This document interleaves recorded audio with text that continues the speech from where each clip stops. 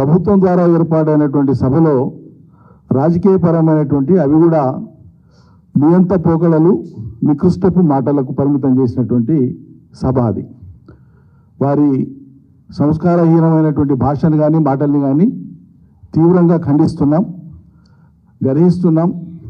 ఎన్నిసార్లు ఎవరు ఎన్ని విధాలుగా మందలించినా తెలంగాణ సమాజంలో ఉండే విఘ్నులు కానీ రాజకీయ నాయకులు కానీ ఎవరైనా సరే ఆయన సరి చేసుకోకపోగా ఆ వాచాలతోనే భూషణం అనుకొని మరింత పెట్టిపోయి మాట్లాడుతున్నాడు. ఆయన మర్చిపోతున్న ఒక విషయం, రాజకీయంగా కలిసి వచ్చినటువంటి అవకాశంలో రేవంత్ రెడ్డి గారు ఒక పొలిటికల్ లక్కీ భాస్కరే తప్ప ఆయన యొక్క ప్రజ్ఞను మెచ్చి రాష్ట్ర ప్రయాణికం ఆయనకేం సీట్ ఇవ్వలే. అది నేననే మాట కాదు, ఆయన తనకు తాను ఏడబోయినా కూడా ఇక 10 ఏళ్ళు నేనే అని చెప్పుకుంటుంటే మీ వివరం మాట్లాడలే. ఆయన సొంత పార్టీ ఎమ్మెల్యేనే రాజగోపాల్ రెడ్డి మాట్లాడాడు. ఈ 10 ఏళ్ళు నువ్వెవరు చెప్పుకోనికే ఇది జాతీయ పార్టీ, ఎవరు ఉండాలనేది పార్టీ నిర్ణయిస్తుంది 5 ఏళ్ల తర్వాత అని చెప్పి.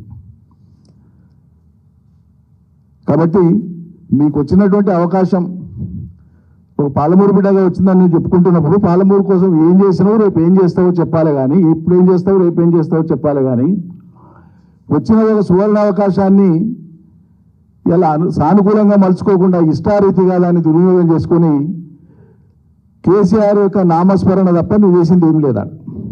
45 నిమిషాలు మాట్లాడితే 35 నిమిషాలు కేసీఆర్ పేరు తీసుకొని నామస్మరణ చేయడానికనే సరిపోయింది. ఏదో ఉంది కథలు చెప్తారు చిన్నప్పుడు, తప్పు పని చేసినోడు పారిపోతూ ఉంటానంటే, దొంగతనం చేసినోడు పారిపోతూ ఉంటానంటే ఎంబడి పడేటువంటి జనం ఎంబడి పడితే వాడు చీకట్లు అటు ఇటు పోయి శివాలయంలోకి పెడతాడట. ఆలయంలోకి రారు అనేటువంటి నమ్మకం కాబట్టి ఇంకెక్కడైనా పారిపోతాడు, దేవాలయంలో ఎందుకు పోతాడని. తీరా దేవాలయంలోకి పోయాక ఏదో గరిస్తానంటే చీకటి ఉంది కదా అని చెప్పి అగిపేట గీసి దీపం అంటిస్తాడు. అగిపేట గీసి దీపం అంటిస్తే ఆ రోజు మహాశివరాత్రి ఉన్నది కాబట్టి ఎవరైనా పాపాలు చేసినా మహాశివరాత్రి నాడు శివుని కొలుస్తానంటే మాఫీ అవుతాయట. అట్లా నువ్వు చేస్తున్నటువంటి ఈ పాపాలన్నిటికీ లేదా తప్పులన్నింటికీ పరిహారంగా కేసీఆర్ పేరును, తెలంగాణ తెచ్చిన కేసీఆర్ పేరును ఏదో రకంగా తలిస్తే తప్ప నీకు మోక్షంగా లేదేమో అనిపిస్తుంది.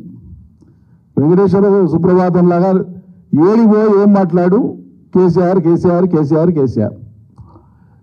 కొద్దిగానైనా విఘ్నత ఉండాలి. తెలంగాణ సాధించినటువంటి ఒక నాయకుడు నీవు చెడ్డీలు వేసుకున్నప్పటికే ఆయన ప్రజా జీవితంలో పేరు మోసినటువంటి ఒక శాసనసభ్యుడు, మంత్రి, కేంద్ర మంత్రి, రాష్ట్ర ముఖ్యమంత్రి 2 సార్లు తెలంగాణను సాధించినటువంటి వ్యక్తి. వ్యక్తిగత స్థాయిలోనన్నా మర్యాద, సంస్కారానికి కొన్ని చిహ్నాలు ఉంటాయి, కొన్ని గుర్తులు ఉంటాయి, ప్రవర్తన ఉంటుంది. ఇవేమీ లేకుండా ఇష్టారీతిగా మాట్లాడుతుంది.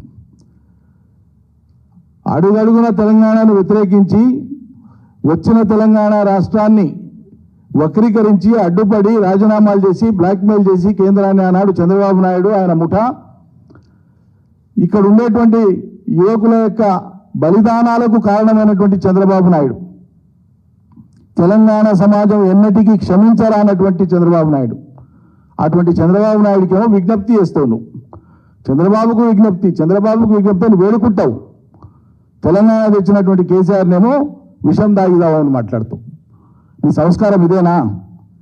నీ భాష ఇదేనా?